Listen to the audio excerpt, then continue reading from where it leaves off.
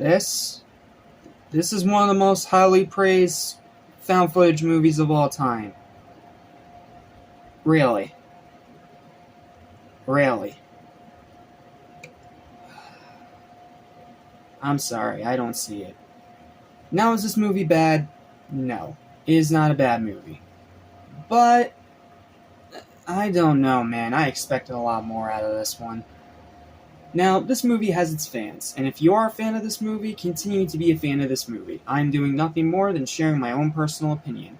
This was a first-time watch for me, and I have been wanting to check this movie out and these franchises out for a while now, because I've heard so many great stories about how this is one of the best franchises in found footage horror. It's one of the best found footage horror movies ever made, and it is highly regarded by so many horror fans to this very day.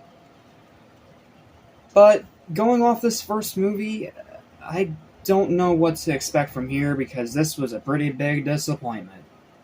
But let's talk about it together because, like I said, this movie's not bad and it does have its moments.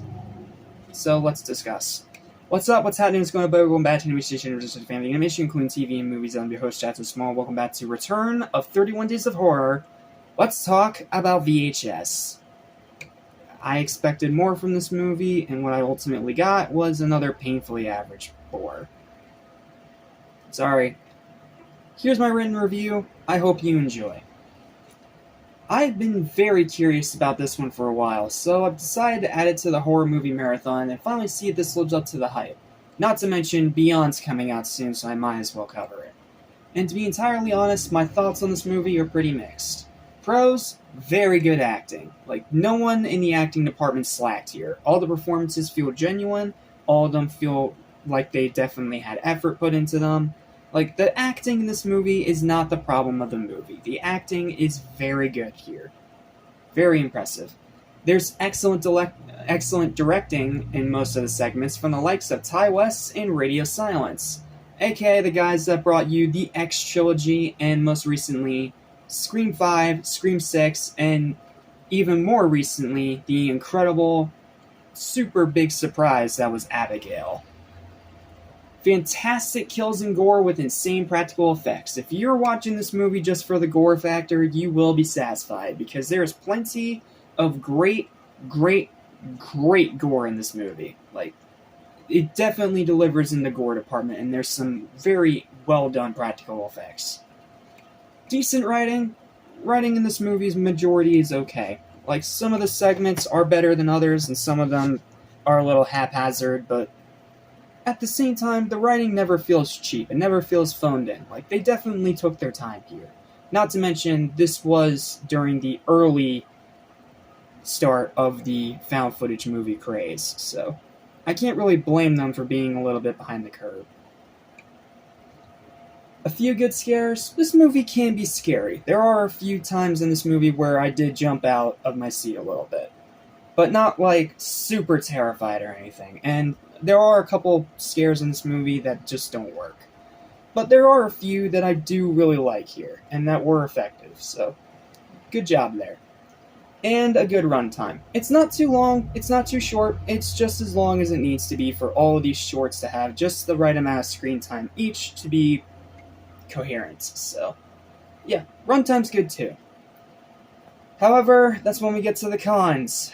And let's start with the fact that the wraparound segment of this first VHS absolutely sucks. Like, my freaking goodness, the wraparound segment of this one sucks. It's just about three absolute shitty human beings being shitty human beings. That's pretty much it. No offense to the actors, they did a good job portraying these characters being so shitty, but it gets so fucking tiring. Oh, and speaking of so fucking tiring, let's get my biggest problem with this movie out of the way. There is way too much sexually provocative, needlessly sleazy, borderline rape scenes that are just outright sickening and extremely repetitive.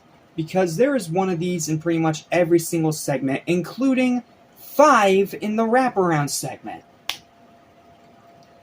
Look, I get this movie was low budget, and I'm usually not that big of a prune when it comes to sexuality in horror movies. That's just part of the genre. I get that. Hell, again, Friday the 13th fan, someone who is entirely used to that shit.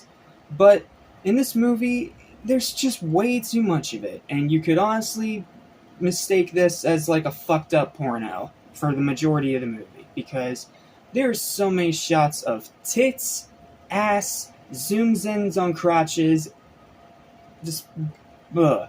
Not to mention, during that little montage that introduces us to the three shitty characters in the shitty wraparound segment, we see them constantly trying to rape women. Wonderful. That's just what I wanted to pop down and watch today. Just watch freaking characters being raped. Yep, fuck you. I'm sorry, but fuck you. Not to mention, again, one in every single segment except the last one. Like, why the fuck? Was it low budget? Was it a lack of time? I don't know, but what the fuck? And the pacing is inconsistent. Some stories move too fast, some stories move too slow, and it's not until the end where it actually feels like the pacing actually hits some kind of perfect medium between the two.